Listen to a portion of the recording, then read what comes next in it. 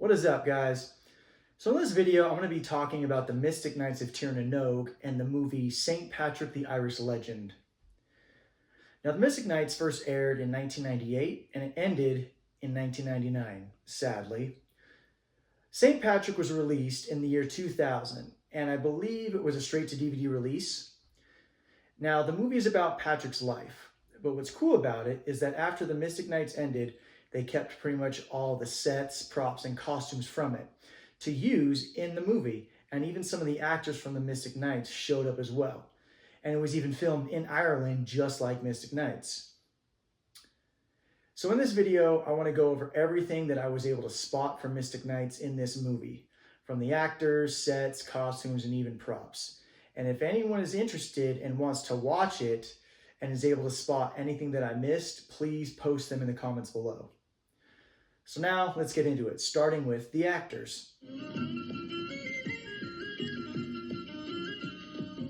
So at the beginning of the movie, there's a scene where a girl is about to be sacrificed in a ritual by this guy. Now this guy is uncredited in the movie, but I'm 99% sure that he also plays Segan, the druid that is corrupted by Queen Maeve and battles Kahad in Mystic Knights episode 15, Battle of the Druids.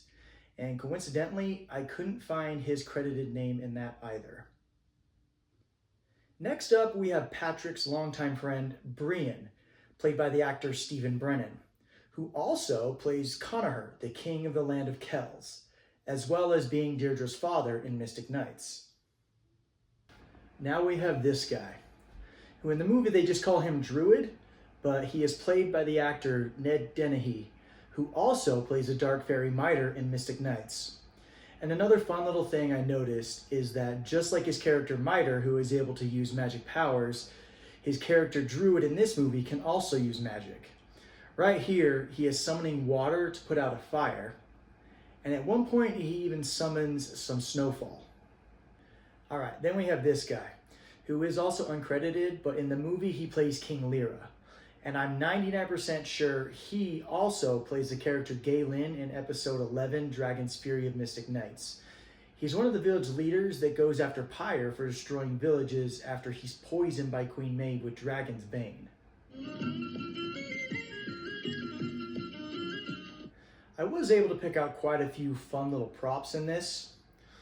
Now, if you look at the helmets on the soldiers in the background, it appears to be the same helmets as the soldiers of Kells from Mystic Knights.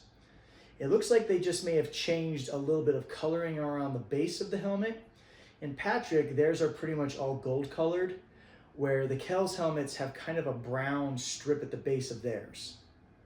In this one, if you look at the red and yellow robe that the Druid Mitre character is wearing, it appears to be the exact same one that King Finvara from Mystic Knights wears.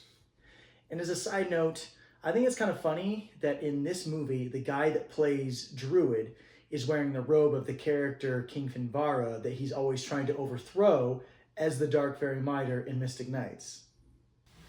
Now here, if you look at the guy on the right holding the green pillow looking thing, you can see that red neck piece that he's got on. It looks to be the exact same one that the Druid Segan wears. Also, you'll notice that Segan character is wearing the same outfit. The only difference is in the Patrick one, he's got a purple neck piece, and the Mystic Knights, he's got a red one. Next up, we have one of my favorites that I spotted. It's the crown that King Lyra wears, which also happens to be the crown that King Connachar wears. Now, there are some differences. In Mystic Knights, all the way around the crown, in the center, there appears to be some little black jewels. And in St. Patrick, it looks like the jewels have been removed and they just added a giant red gem centerpiece on the crown. Now with this one, there's a druid in St. Patrick who has a medallion that he wears around his neck that looks to be silver, and it's got 3 circles connected by a swirl of some sort. And as you can see, it's the exact same one that the character who framed Angus wears from the episode 29 of Mystic Knights, Trial of Angus. Now, there were a lot of familiar sets and locations used in this movie. Beginning with a scene towards the very end of St. Patrick, Patrick goes into a cave on the mountainside to pray, and it's obviously the exact same set that they used when the Mystic Knights first entered Tir na Nog. In St. Patrick, it has a lot darker lighting than in Mystic Knights, but it does have the same blue glow in the entrance. But if you look to the left and the right, you can obviously see that it is the exact same set. All the stones have the same slants and edges cut out, and the most predominant one to me is the right side towards the top. You can see that downward slanting rock, and it's very obvious in both of them. Next, we have the main chamber of Bishop Quintin, who is the head of the Church of Britain, which is also Queen Maeve's throne room. The lighting is almost exactly the same, obviously with some differences. In the St. Patrick one, they added a red carpet going down the stairs to the middle of the room. And at the top of the entryway, there's a cross, whereas in Queen Maeve's throne room, there's a giant circle emblem on the wall, and there is obviously no red carpet. Then we have the village sets. Now this is a set that is mainly shown when Patrick is sold into slavery and brief scenes of his life during that time, but is heavily shown in the Mystic Knights. In this one, if you look at the top left, you'll see that bridge with a river going underneath it. It looks like it's the exact same one that Angus is on when he's trying to escape in the episode Trial of Angus. And in this one, we have the guy who buys Patrick to be his slave coming out of his hut. And then we have the hut from the episode Trial of Angus, where a bunch of people suspected of being thieves come out. And if you look closely at it, you can tell it is the exact same hut.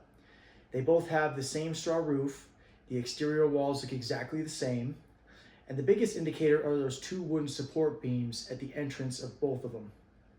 Now we have this one. It's at the beginning of St. Patrick when the girl is going to be sacrificed. The way they have the stones set up and the placement of the trees, it does seem to be the exact same place they used in Mystic Knights as the entrance to Tir na Nog, where they had the fairy stones and all that stuff around that center rock with the stone in the center where they had to touch it to get in there. All right, so I saved my favorite one for last. In this scene is where Patrick goes and studies to become a priest. But if you look carefully, you'll notice that it is also King Conacher's throne room for Mystic Knights.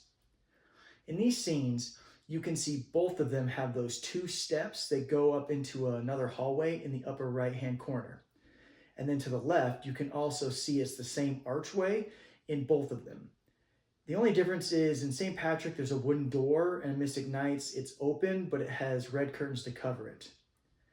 They also both have that same fireplace on the right-hand side, but in Mystic Knights, above it, there's paintings on the wall, and in St. Patrick, it looks like they just put up a framed picture. Well, guys, that was everything I was able to spot from Mystic Knights in the movie St. Patrick the Irish Legend.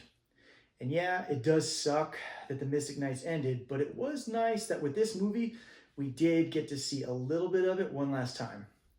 Thank you for watching, and as always, may Dada protect you.